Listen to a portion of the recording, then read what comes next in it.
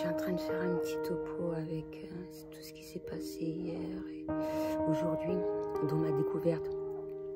Je vais commencer à parler cosmos.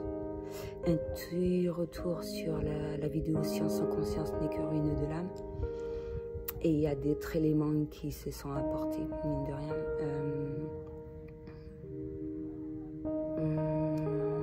Afin d'exprimer ce que je ressens.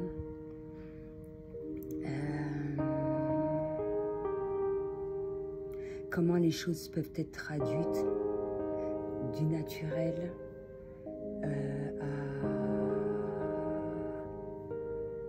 avec l'évolution.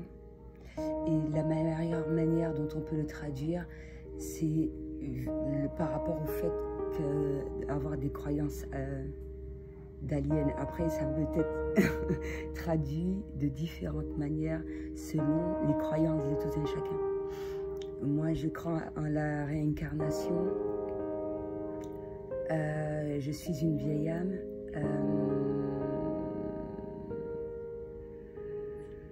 Vu d'un œil d'enfant, ça va être vu de manière totalement différente. Et ce qui va se faire selon dans la famille à laquelle on va être incarné, on a conscience, j'ai conscience que j'ai une famille sur terre et une famille d'âmes.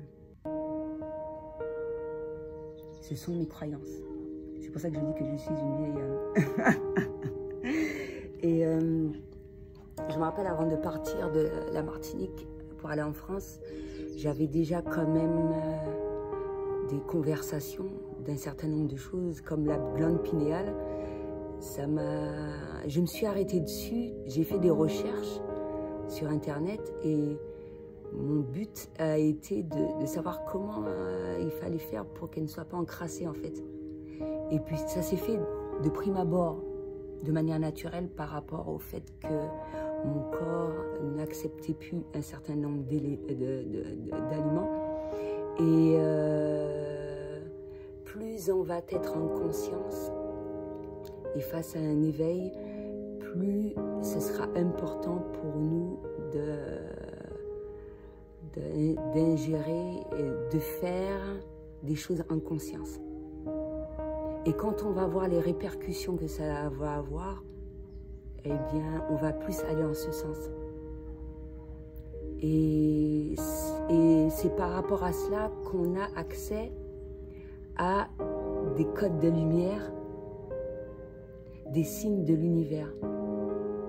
Mais à travers toute ma démarche et les personnes que j'ai rencontrées et les choses que j'ai partagées dans ma vie et tout, mine de rien, et c'est pour ça que je dis que je suis enfant indigo, il y a un certain nombre de choses comme les autres enfants indigo à laquelle j'ai mis en place de manière inconsciente et consciente.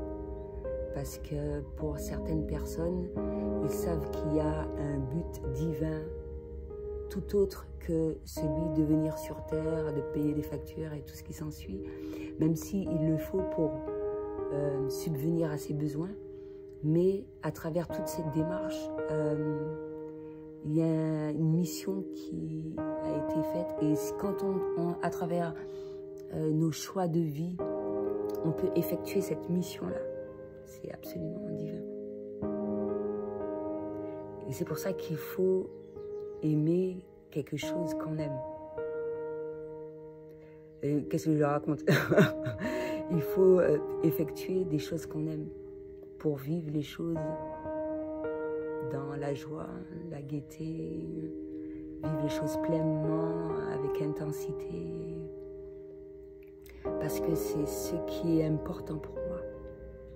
Et à travers tout cela, plus j'ai eu conscience d'un certain nombre de choses, plus de manière inconsciente, il y a des choses qui se sont mises sur mon chemin afin que j'expérimente un certain nombre de choses. Mais à un certain stade, et mine de rien, c'est l'adolescence. on se pose plus de questions, c'est l'âge rebelle, etc. C'est pour ça que c'est une phase assez spécifique. Et c'est super important d'avoir des personnes qui sont à notre écoute, à cette phase-là.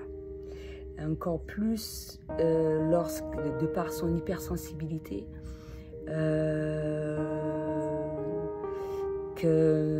qu'on soit dirigé vers des classes, des écoles pour que notre scolarité se passe au mieux. J'estime que c'est super important.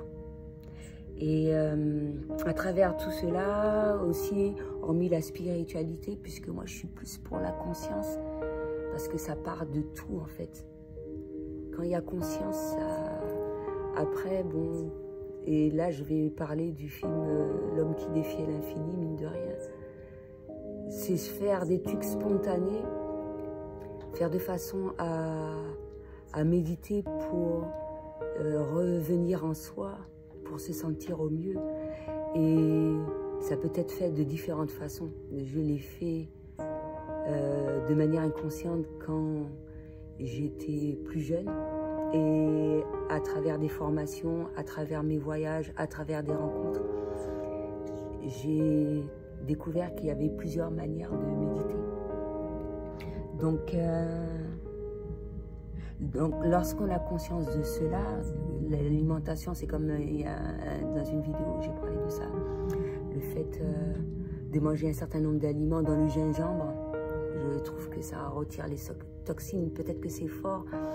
Je faisais un smoothie de différentes manières, on peut le boire en jus ou en thé, mais quand on le mange cru, peut-être que c'est fort, mais c'est rapide et efficace, on va dire. Mais c'est pas tout le monde qui va apprécier cela. Et mine de rien, c'est face à une personne qui faisait cela que je me suis dit, ouais, mais s'il fait ça, pourquoi moi je ne vais pas le faire? Donc on apprend, mine de rien, à travers tous nos échanges, les rencontres, un peu tout, quoi. Donc mine de rien, chaque personne qui va être sur notre chemin, ça va nous permettre de nous apporter un enseignement. Et selon la manière dont on va agir, ça va nous montrer comment on évolue au fil du temps. Et certaines fois, je vais faire des reculs en arrière et de par mes supports vidéo, je me dis c'est comme science conscience, mais que ruine de l'âme, j'ai donné un point de vue, je l'ai exprimé d'une certaine manière, mais j'ai vu mon évolution. À travers le moment où j'ai fait cette vidéo-là. Et je pense que la meilleure manière d'apprendre un certain nombre de choses, c'est de par soi-même. C'est-à-dire que se diriger vers ce dont il nous appelle. Ça peut être simple. Que ce soit le métier, que ce soit... c'est super important d'être à l'écoute de ce qu'on ressent, de ce que l'on aime, et faire des choses... en conscience et avec amour. Et c'est comme par exemple un livre. Je veux dire, dans un magasin, je me rappelle qu'avant, il y a certaines fois, je me disais, ouais, il faut que j'achète ce livre, je vais l'acheter, je le note, je viens, je vais le demander ou je vais me diriger à un rayon bien spécifique, je vais le trouver parce que je sais qu'il est rangé à tel endroit.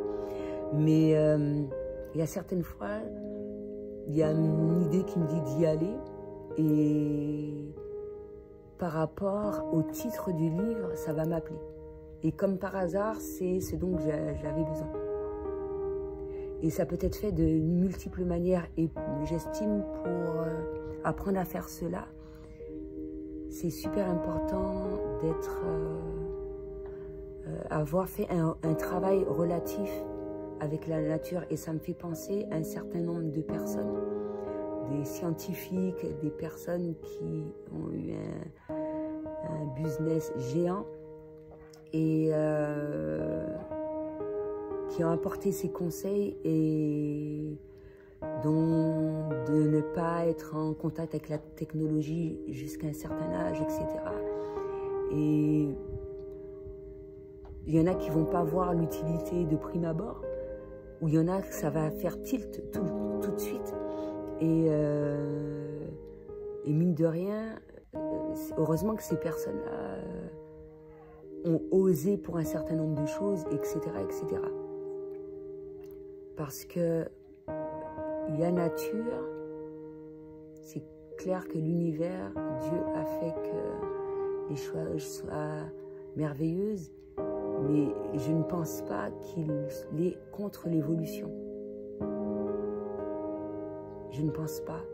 Mais par contre, la destruction, là, c'est autre chose. Et je ne pense pas qu'un être humain est pour la destruction. Parce que ce qui dit destruction, c'est se détruire lui-même. Donc, et c'est pour ça que faire des choses en conscience, c'est super important afin que cette évolution se fasse au mieux, afin de préserver un certain nombre de choses qui sont bénéfiques et qui nous permettent de grandir et de faire de façon à ce que les choses se passent au mieux. Et il y a des gens, selon les cultures, un peu tout, ils ont compris cela depuis fort longtemps. C'est pour ça que c'est bien d'aller vers d'autres cultures, d'aller vers d'autres manières de penser, un peu tout, comme ça permet d'avoir une meilleure ouverture d'esprit par rapport à tout ce qui se passe. Plus on va voyager, plus on va rencontrer des gens, ou ceux qui n'ont pas cette faculté-là de voyager, d'être ouvert à ce que la personne vienne nous dire, et ben voilà quoi. Qu'est-ce qu'il y a à comprendre à travers cela? Si on prend de manière positive, c'est génial. Donc voilà. Et mine de rien, ça m'a fait penser à Cosmos et une fleur que j'ai trouvée, justement, que j'ai dit, qui s'appelle Cosmos. Et comment les choses peuvent être traduites. Et c'est super important de ne pas imposer ses croyances. Et également, il faut vraiment de tout pour faire un monde. Et que Dieu, l'univers, savait déjà ce genre de choses-là. Et tout est merveilleusement bien fait afin de maintenir cet équilibre-là.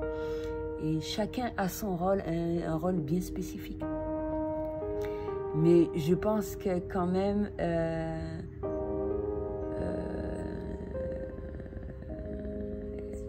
c'est important face à cette ouverture de conscience, de le vivre au mieux.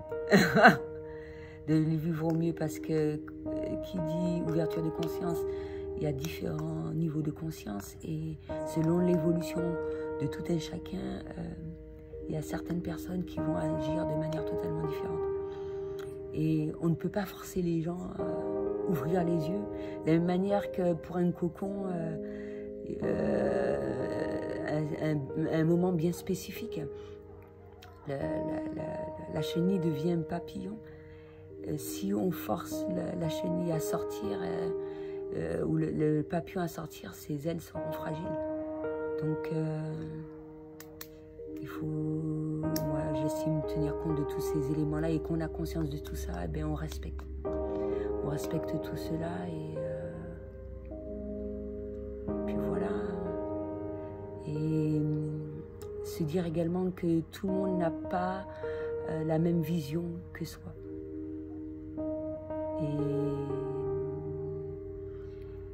Et être dans l'acceptation. Être dans l'acceptation. Et ces choses-là peuvent être perdues aussi au cours du chemin de la vie. C'est pour ça que quand on dérive, il est important de se retrouver pour se sentir au mieux. Et ça peut être ressenti de différentes manières, par un mal-être, par des maladies, par un peu de tout. Et c'est pour cela que lorsqu'on ressent ce besoin-là, se diriger vers les personnes habilitées pour ça. Et c'est pour ça que moi, je refuse pas d'aide à laquelle je demande. Pas à laquelle que je ne demande pas. Et oui, des fois, ça peut arriver que des personnes qui nous connaissent, et qu'on côtoie physiquement. Parce que moi, j'estime, si j'ai fait un tri dans ma vie et que je souhaite fréquenter un certain nombre de personnes bien particulières, c'est pas pour qu'on m'impose la présence d'un certain nombre de personnes. Dans le virtuel comme, voilà. Dans le physique, je sais m'affirmer, véhiculer des messages, ça va être de manière totalement différente, de manière physique, les yeux dans les yeux, d'accord?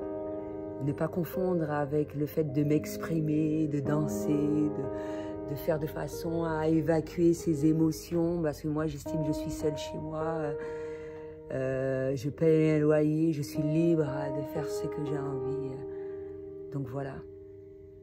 Moi, j'estime qu'il y a un minimum quand même, à partir du moment qu'on respecte un certain nombre d'horaires et tout, et le timbre de la voix va être totalement différent, et tout, quoi.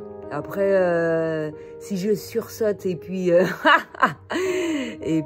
parce que je vois une grosse araignée, etc., ça, on ne fait pas ça exprès, hein. Il y a une différence. C'est pour ça que quand les choses vont être faites dans une positivité telle que il ne peut qu'y avoir de bons retours par rapport à cela. Et ne pas confondre, encore une fois, un bon retour et les éléments extérieurs, la manière dont les personnes vont réagir par rapport à notre positivité, la lumière qu'on dégage et tout ce qui s'ensuit. Et c'est pour cela que, à travers tout cela, plus on va évoluer, plus, mine de rien, certaines personnes vont se dire qu'on va être protégé. On va, à travers un obstacle, une difficulté, avoir accès à un certain nombre de choses, se renforcer, mais par rapport à des choses naturelles, pas par rapport à de la méchanceté. La méchanceté, vous savez déjà, on récolte ce que l'on sème. Voilà. Donc, mais le monde est ainsi fait. Il n'y a pas que des personnes comme moi, comme je le dis constamment. S'il n'y avait que des personnes comme moi, ce serait bien triste. Et en fonction de tout cela, on ne peut que grandir, on ne peut qu'évoluer toujours encore plus. Malheureusement, il y a des choses malencontreuses qui se produisent et par rapport aux choses négatives. Les travailleurs de lumière comme moi, on va faire tout notre possible pour faire le nécessaire mais pour les choses à laquelle on n'a pas, parce qu'on est sa priorité, on n'a pas d'incidence, on ne pourra pas. Moi, quand j'estime que je n'ai rien à faire par rapport à ça, parce que je sais à quel moment j'ai la force, j'ai le pouvoir, je suis disponible, je suis disposée pour ce genre de choses-là. Et s'il y a des choses par rapport à cette forte négativité ou des personnes négatives, on ne pourra rien faire par rapport à cela. Et c'est triste de savoir que par rapport à ces choses, et mine de rien, ça me fait penser au fait à des tierces personnes qui viennent échanger avec moi et que par rapport à cette forte négativité, aux personnes négatives, aux personnes qui refusent d'évoluer, etc., qu'il y a des maladies qui surviennent, il y a des personnes qui meurent, il y a des guerres, et ça s'est fait tout au long des âges, c'est-à-dire les révolutions, des trucs, et même si de prime abord, on trouve cela fort triste, on aurait aimé éviter que ça se produise, mais ça doit se faire parce que il faut ce genre de choses-là pour maintenir l'équilibre. Et dans ces choses qui se passent, il peut y avoir des personnes négatives parce qu'il est préférable pour elles. Et dans les deux sens du terme, positif, parce qu'il y a des personnes positives qui n'arrivent pas à rester sur Terre, c'est pas la même chose. Parce qu'elles ont pris la décision. Parce que je vais dire ça à une personne que je prends la décision, ils vont dire c'est bizarre ce qu'elle dit. Dans un autre niveau de conscience, on va dire que c'est Dieu qui décide. Ça peut être traduit de différentes manières. Donc voilà, et je n'ai pas de honte à dire que parmi toutes mes réincarnations, hormis le fait que des aliens sont venus depuis l'époque sumérienne et qu'il y a eu des métissages par rapport à cela, pour ceux qui sont ouverts à cela, mais aussi lors de certaines réincarnations, je ne suis pas venue uniquement sur la planète Terre, mais dans d'autres univers, sur d'autres planètes. Et lorsqu'on se rappelle de qui on est, et ça peut être fait de différentes manières, selon notre âge, l'âge, pas l'âge de la Terre, l'âge, le nombre de réincarnations que l'on a faites. Selon le nombre de réincarnations, il y a certaines choses qui vont être, dont on va se souvenir. Moi, je sais que c'est ma dernière vie. C'est pour ça que je dis que je ne retourne pas sur Terre. Et parce que, ouais, non, là, ça devient saoulant. Et malgré cela, je m'émerveille face à pas mal de choses merveilleuses. Et c'est, ouais, je trouve ça vachement... Mais moi, c'est plus côté nature, on va dire. Même si côté virtuel et tout ce qui s'ensuit, un travail est fait par rapport à mon expérience et ma mission de vie également. Et ce que je dois transmettre aux enfants arc-en-ciel, etc. Pas transmettre ce qu'ils doivent continuer de faire, parce que eux, ce qu'ils ont à mettre en place, c'est encore plus énorme. C'est pour ça que je dis qu'ils sont toujours plus forts et que j'ai plus appris à travers les animaux et la nature et les enfants. Donc voilà, c'est ce que j'avais à dire pour aujourd'hui. À bientôt.